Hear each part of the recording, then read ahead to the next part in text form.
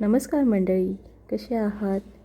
तर आज माझा आहे गुरुचरित्र पारायणाचा दुसरा दिवस आणि सकाळीच माझी पूजा वगैरे झालेली आहे आणि आता वाजले 6:15.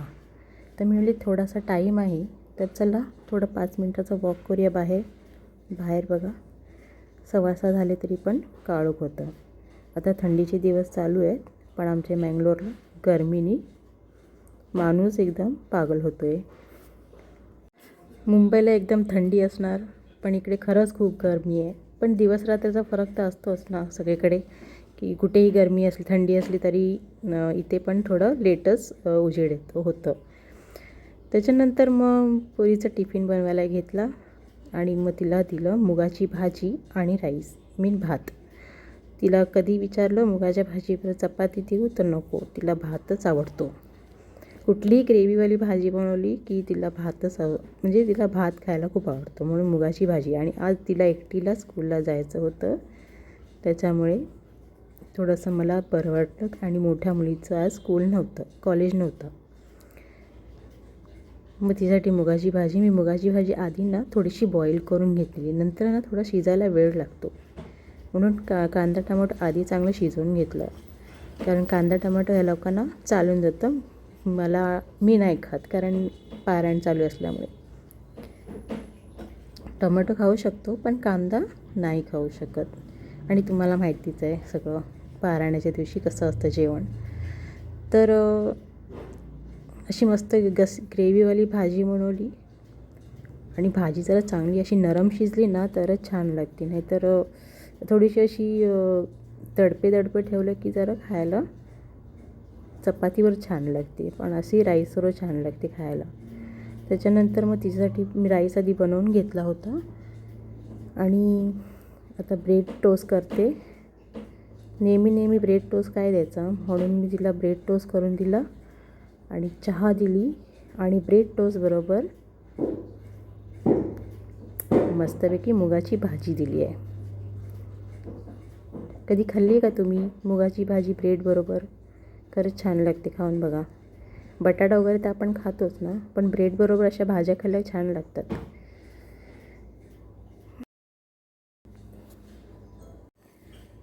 ती पण आधी नाही म्हणत होती, पण नंतर ती बोलली काय आहे ब्रेड बरोबर भाजी कोण खातं का? नंतर तिला दिल्यावरती तिने खाल्लं तेव्हा तिला पण खूप आवडली. पण ते काय आहे ना, मी टेस्ट करत नाही ना भाजी आता, तर मीठ वगैरे माहिती पडत नाही.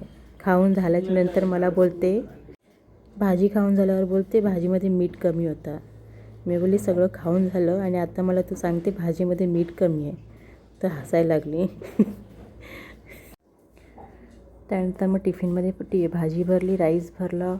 हे फ्रूट काय नासपती म्हणतात ना ह्याला, कोण काय म्हणतं मला माहीत नाही, पण कोण तडतडे पण बोलतं, कोण नासपती म्हणतं, असं नाव याचं माहिती नाही मला.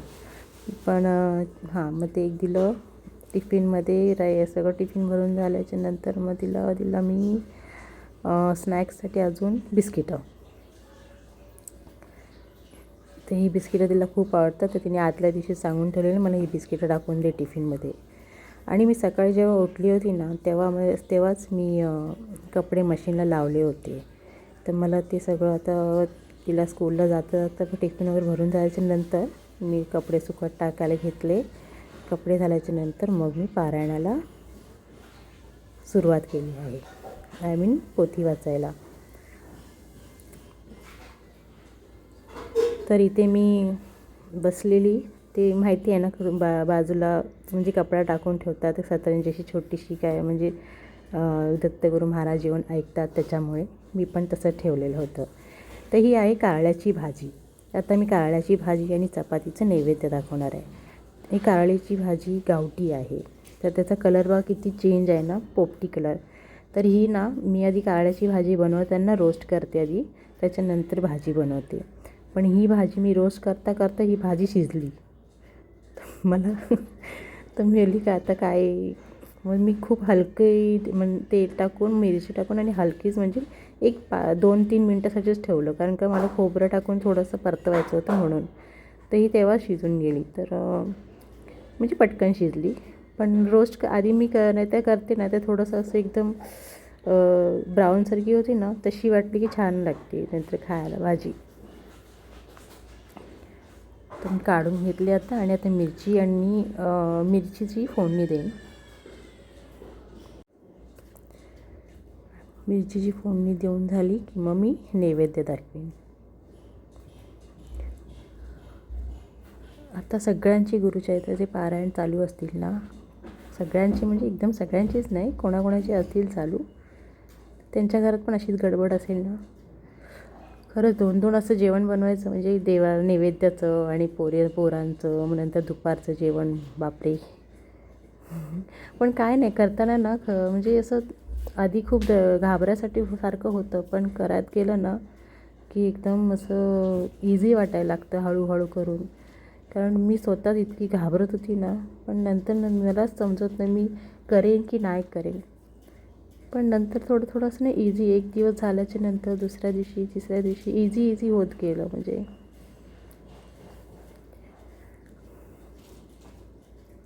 आता मी नैवेद्य दाखवून घेते